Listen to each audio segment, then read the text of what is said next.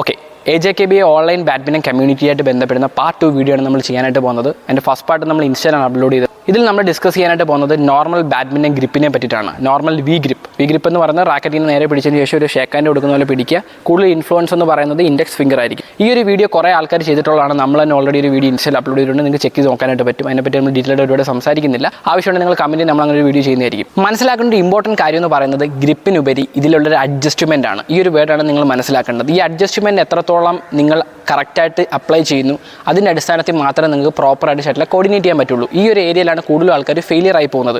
Because grip അവർ എവിടെയെങ്കിലും മനസ്സിലാക്കിയിട്ടുണ്ടാവും, യൂട്യൂബോ അല്ലെങ്കിൽ ഒരു കോച്ചിൻ്റെ അടിസ്ഥാനത്തിൽ എങ്ങനെയെങ്കിലും. പക്ഷേ ഈ അഡ്ജസ്റ്റ്മെൻറ്റ് കറക്റ്റായിട്ടുള്ള ഇൻഫോർമേഷൻ കിട്ടാത്തതുകൊണ്ട് തന്നെ അവർക്ക് അത് അപ്ലൈ ചെയ്യാനായിട്ട് പറ്റില്ല. ഫോർ എക്സാമ്പിൾ, ലോജിക്കലി നമ്മൾ നോക്കുകയാണെന്നുണ്ടെങ്കിൽ നമ്മൾ വി ഗ്രിപ്പ് പിടിക്കുന്ന സമയത്ത് റാക്കറ്റിൻ്റെ ഹെഡ് ഇങ്ങനെ ആയിരിക്കും ഉണ്ടാവുക. ഈ ഒരു സിറ്റുവേഷനിൽ സ്ട്രൈറ്റ് വരുന്ന ഒരു ഷട്ടിലെ ഹിറ്റ് ചെയ്യുന്ന സമയത്ത് അവരുടെ ബോഡി അവർക്ക് ഇതിനെ ട്വിസ്റ്റ് ചെയ്യേണ്ടതായിട്ട് വരും. അല്ലെങ്കിൽ റാക്കറ്റിൻ്റെ ഫ്രെയിം ഓപ്പൺ ആവില്ല. ആക്ച്വലി ശരിക്കും ബോഡി അല്ല ട്വിസ്റ്റ് ചെയ്യേണ്ടത്, അതിന് പകരം റാക്കറ്റിൻ്റെ ഹെഡ് അഡ്ജസ്റ്റ് ചെയ്യുവാണ്. അതെങ്ങനെയാണ്? റിസ്റ്റ് ട്വിസ്റ്റ് ചെയ്തിട്ടാണ് ആ ഒരു സിറ്റുവേഷൻ നിങ്ങൾ മാനേജ് ചെയ്യേണ്ടത്. അതുപോലെ തന്നെ അപ്പർ സൈഡ് വരുന്ന സമയത്തും നിങ്ങളുടെ എൽബോ ആണ് നിങ്ങൾ പ്രോപ്പറായിട്ട് അപ്ലൈ ചെയ്യേണ്ടത്. ആ ഒരു സിറ്റുവേഷനിൽ മാത്രമേ റാക്കറ്റിൻ്റെ ഹെഡ് ഈ ഒരു ഗ്രിപ്പോട് കൂടി അപ്ലൈ ചെയ്യാനായിട്ട് പറ്റുള്ളൂ. അതുപോലെ തന്നെ ഇമ്പോർട്ടൻ്റ് ആയിട്ടൊരു ഏരിയയാണ് നിങ്ങളുടെ പൊസിഷൻ അഡ്ജസ്റ്റ്മെൻറ്റും. ഈ ഒരു 3 കാര്യങ്ങൾ കറക്റ്റായിട്ട്, പൊസിഷൻ അഡ്ജസ്റ്റ്മെൻ്റ് എന്ന് ഉദ്ദേശിക്കുന്നത് ഷട്ടിലിനെ അടിസ്ഥാനപ്പെടുത്തി അക്കോർഡിംഗ് ടു ദി ഷട്ടിൽ നിങ്ങളുടെ പൊസിഷൻ എവിടെ നിൽക്കുമ്പോഴാണ് പ്രോപ്പറായിട്ട് ഹിറ്റ് ചെയ്യുക, ആ ഒരു കാര്യം മനസ്സിലാക്കുക എന്നുള്ളത്.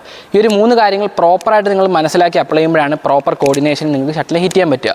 ഈ രീതി നിങ്ങൾ കേൾക്കുന്ന സമയത്ത് കുറച്ച് വലുതായിട്ട് തോന്നും. പക്ഷേ ഇങ്ങനെ മനസ്സിലാക്കിയിട്ട് വേണം നിങ്ങൾ ഷട്ടിൽ ബാഡ്മിൻ്റൺ ഇമ്പ്രൂവ് ചെയ്യാനായിട്ട് ശ്രമിക്കേണ്ടത്. വെറുതെ കളിക്കുന്ന ഒരാളെ സംബന്ധിച്ചുള്ള ഇതൊന്നും നോക്കേണ്ട കാര്യമില്ല. പക്ഷേ ഇമ്പ്രൂവ് ആവാനാണ് ഇങ്ങനൊരു കമ്മ്യൂണിറ്റി നമ്മൾ ബിൽഡ് ചെയ്തിട്ടുള്ളത്.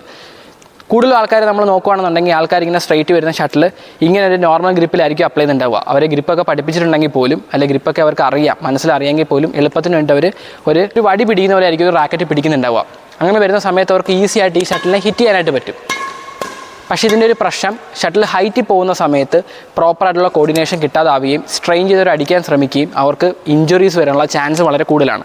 സോ ഈ വീഡിയോ നിങ്ങൾ മനസ്സിലാക്കേണ്ടത് വി ഗ്രിപ്പോട് കൂടി നിങ്ങളുടെ അഡ്ജസ്റ്റ്മെൻറ്റ്സ് ബാഡ്മിൻ്റണിൽ വളരെ ഇമ്പോർട്ടൻ്റ് ആണ്. സിറ്റുവേഷൻ ബേസ് ചെയ്ത് നിങ്ങളുടെ റിസ്റ്റ് അല്ലെങ്കിൽ എൽബോ അല്ലെങ്കിൽ നിങ്ങളുടെ പൊസിഷൻസ് മാറ്റം വരുത്തുമ്പോൾ മാത്രമാണ് പ്രോപ്പറായിട്ട് ഷട്ടിൽ നിങ്ങൾക്ക് ഒരു കോർഡിനേഷനിൽ സ്വീറ്റ് സ്പോട്ടിൽ ഹിറ്റ് ചെയ്യാനായിട്ട് പറ്റുള്ളൂ. സോ ഇതാണ് നമ്മൾ ഈ വീഡിയോ കൊണ്ട് ഉദ്ദേശിക്കുന്നത്. ഇത് നിങ്ങൾക്ക് മനസ്സിലായിട്ടുണ്ടെങ്കിൽ മസ്റ്റായിട്ട് നിങ്ങൾ അതിൻ്റെ റെസ്പോൺസ് കമൻറ്റായിട്ട് പോസ്റ്റ് ചെയ്യുക. അത് നമുക്ക് നല്ലൊരു മോട്ടിവേഷൻ ആയിരിക്കും. So see in the next video. By.